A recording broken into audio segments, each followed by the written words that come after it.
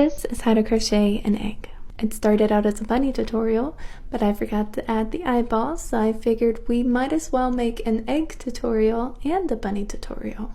So I'm going to start with 2 chains, and then I'm going to put 6 single crochet into the very first chain. You can definitely use a magic circle instead of the chain 2. I've just had a really bad experience with using this kind of a yarn for a magic ring because it tends to just break on me. Row 2 is going to be in the comments, and be sure to like and follow. This is how to crochet an egg part 2. I am not going to slip stitch into the first stitch. I'm going to add the first stitch of row 2 directly on top of the first stitch of row 1. Then I'm going to add a stitch marker, click my row clicker, and then I'm going to add a second single crochet into the same stitch and 2 single crochet into every stitch around. Your total stitch count for this row should be 12, and this is considered an increased stitch where you put 2 stitches into every single stitch around. I've made multiple instructional videos about increasing rows, so if you've been here for a while, you probably recognize it. If you like these kind of close-up stitch tutorials, be sure to like and follow, and part 3 for row 3 will be in the comments. This is how to crochet an egg part 3. I already added my first single crochet and put the stitch marker back on top. Then I'm going to add a second single crochet into the same stitch and then 1 regular single crochet into the next. And that is going to be my pattern for the entire circle. So it's going to be an increased stitch with 2 single crochet and then a regular single crochet into the next, all the way around. I realize I'm moving a little fast. I can definitely slow the video down if you need me to, but I also have a lot of other slower videos on how to crochet a circle, and all of my circles start the same way. Part 4 will be in the comments, and like and follow for more stitch tutorials. This is how to crochet an egg part 4. For this row, I'm just going to put a regular single crochet into every stitch around. We are not increasing for this row, and that's to get that cone shape instead of a perfect ball shape. But that's it for the verbal instructions for part 4. Part 5 will be in the comments, and if you like these kind of close-up stitch tutorials, be sure to like and follow. I post them every single day.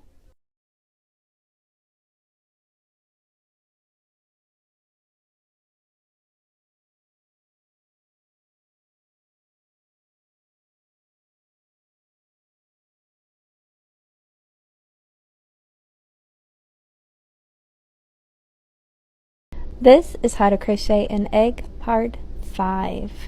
I already added my first single crochet in the stitch marker. Then I'm going to put a second single crochet into the same stitch, and then I'm going to put a regular single crochet into each of the following 2 stitches. So again, that sequence is going to be an increase stitch, 2 stitches, and then 1 stitch into the next 2 stitches. I also put this video on half speed. I think it's a lot easier to follow, especially if you're a beginner, and I'll probably keep that up for the rest of the series. So I want to apologize for how fast the other parts were.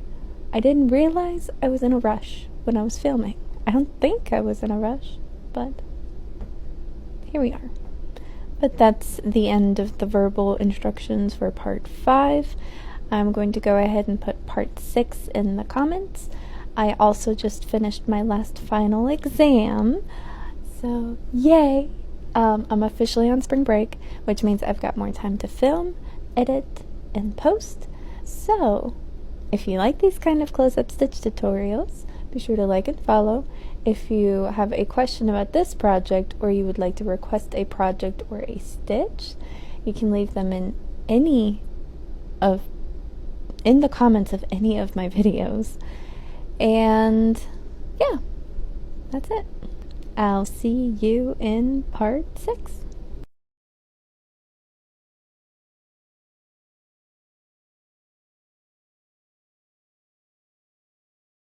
This is how to crochet an egg part 6. This row is super simple. We are going to put a single crochet into every stitch for the entire row, and that's it. I am going to go ahead and put part 7 in the comments, you can watch the rest of the row. It is at half-time speed, but it is just a single crochet all the way around.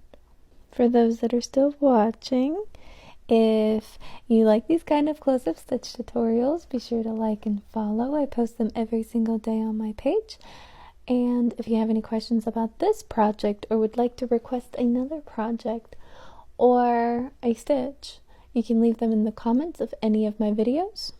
I'm generally really responsive, and I get really excited when people tag me in things.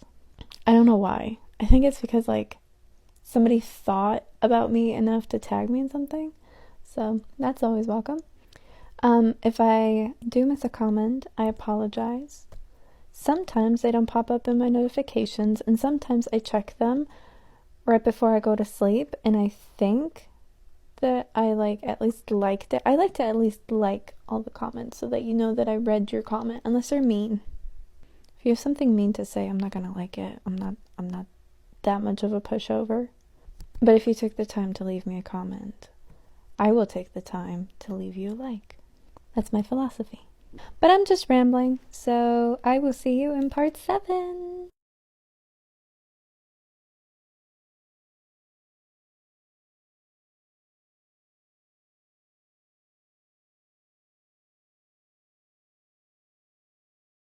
This is How to Crochet an Egg part 7. I am adding another row of increases, so I'm going to put 2 stitches into the first stitch, and then I'm going to put 1 regular stitch into the following 3 stitches. So again, that sequence is an increase followed by a single crochet into 3 stitches. I'm trying to incorporate a little bit of crochet terminology because I've been trying to figure out how to make a video about how to read a pattern. Because when I was teaching in class and people wanted to learn how to read a pattern, I would always ask them what was confusing, and every single person had a different part that was confusing. But 90% of the time, it was just the intimidation factor.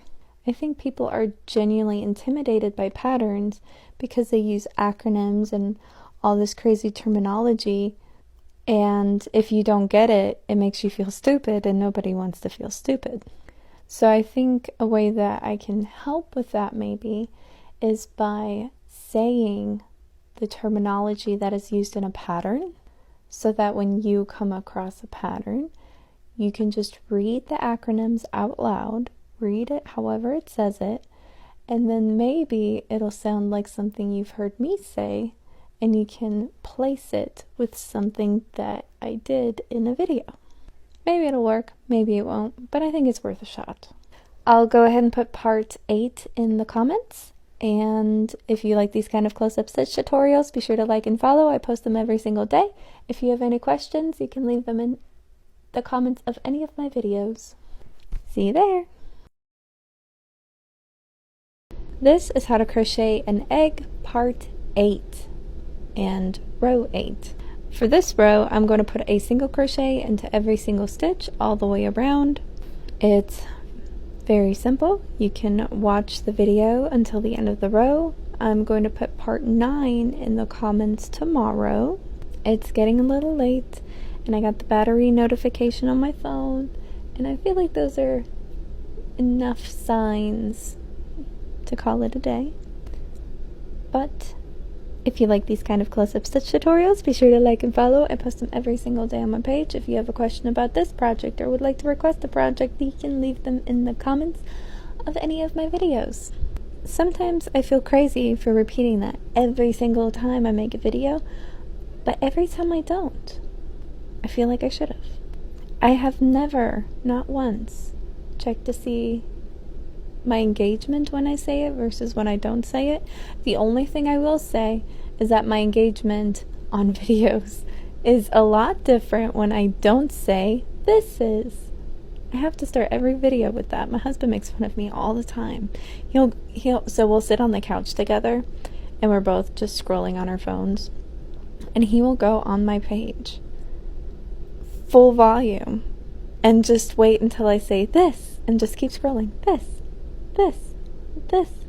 and just stare at me while he's doing it. I don't know why I ramble so much in these. I feel like, because I don't add sound besides my voiceover, so I feel like I have to talk for the rest of it. Plus, it's therapeutic when I don't feel like I get to talk to people throughout the day. And this is something I'm passionate about, and I could talk about this all the time. And I feel like if you're watching this, you might be getting there if you're not there already. So hopefully you'll come back tomorrow and finish the rest of this egg. Maybe you're just watching the videos because you like the stitches. I don't know. I just like making this. Makes me happy. This is my happy place, 100%. This is How to Crochet an Egg Part 9. So for rows 9, 10, 11, and 12, we're going to put 1 single crochet into every stitch around, and in row 13, we'll start our decreases. I'm going to put part 10 in the comments, and be sure to like and follow. This is How to Crochet an Egg Part 10, and we are on row 13. I already decreased once and put my stitch marker back, and now I'm going to add 1 single crochet into the next 3 stitches. The next stitch, I'll show you how I like to do the invisible decrease. So I'm going to pick up the front loop of the first stitch, pull up a loop, then pick up the front loop of the second stitch, pull up a second loop, yarn over, and pull through all 3 loops. Then I'll put 3 more single crochet, and then another decrease, and 3 more single crochet, and another decrease, all the way until the end of the row. Now you can finish and watch the whole row, but if you feel confident to move on to the next row, I'll go ahead and put it in the comments, and we can start on row 14. If you like these close-up stitch tutorials, be sure to like and follow. I post them every single day on my page. If you have any questions about this project or another project, or would like to request something, you can leave them in the comments of any of my videos. And if you just want to say hi, you can do that too. But that's it for row 13, and I'll see you in row 14.